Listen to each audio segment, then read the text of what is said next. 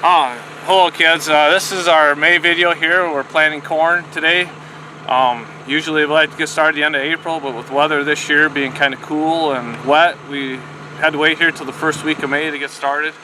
Normally like our soil temperature around that 50-degree range, and we've been there, but last couple weeks we've been up and down about 10-15 degrees. And I think right now we're right around that 50-degree mark. I looked the other day and we were at 49, so we're good to go here. It's nice and warm here for a few days. The reason we like it, the soil temperature to be warm, is so you get a good germination and good growth here. This should germinate and be sprouted here probably about 7-10 days if it's ideal, you know. Sometimes it takes longer if you get a little bit of some cool days in there. But this is where we're going to start out here, planting corn. You can see our seed in here. The different color it's a seed treatment on there, and the green is the main in here, and the purple is a refuge. You want to have some refuge in here so it's not all the same variety. I mean, the same variety, but it doesn't have the same traits as what the green does in here. You want to have some refuge in here for later on down the road. The refuge to help fight the resistance of bugs adapting to the green, to the traits what's in the green treated seed here.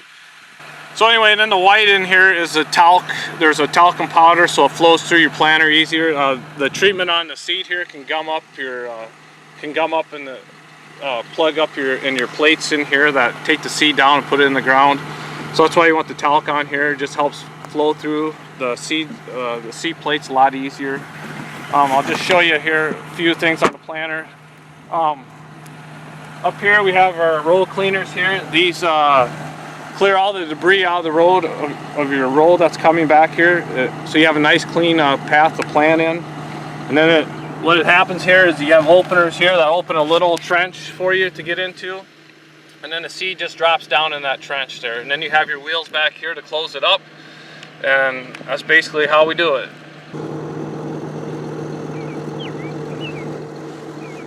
Kill all the pests so they don't adapt to the other traits and the other seed coat, or and the other seed. So it's easier to keep killing them, or so easier to control your pests. Control your insect pests later on. Further down the road in further years, I guess. So.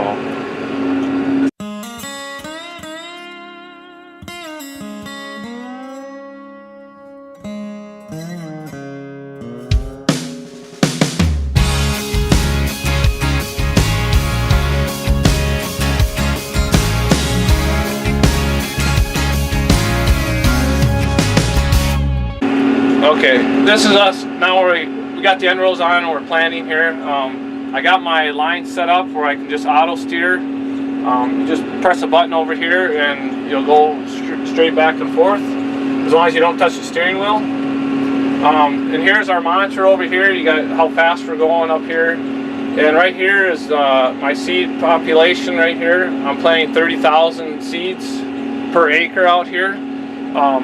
And if you press it, you can go to a different range, whatever you want to plant. Like if I'm going through some draws and stuff that I know can yield a little higher, I'll bump it up to 32,000. If I'm on some sandier ground that I know it doesn't yield very well, I got it at 23. But some of these I think I'm going to drop down to even about 20,000 this year, because some of the times that sand has a hard time getting a decent yield off of there. So, and this here, this shows each row out here, how they're planting.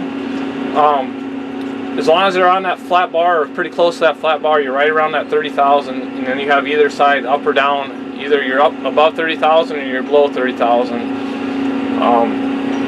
And how far the seeds are spaced out there, they're about 7 inches, give or take, 7 inches apart from each seed out there. And you can see out here how it works. And like I said, we're on our strip till. This is what we stripped last year. It has all the fertilizer in here. I don't know if you can see the strips very well, but I'm trying to stay on it the best I can. And if I need to, all I gotta do is press my arrow keys over here to move an inch or two either side if I need to. So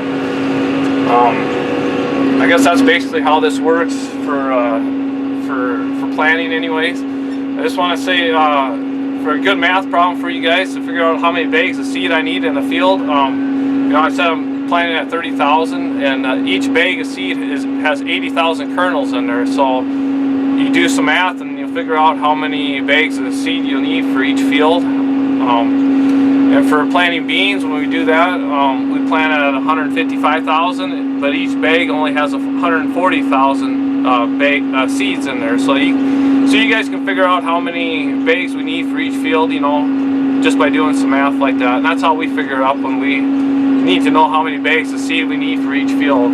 So I guess that's basically it, how we plant here. We get it planted and then we'll get it sprayed here, kill all these weeds out here, and then we'll spray it one more time in probably June, one last time. So, and then it'll be good to go until we harvest in October.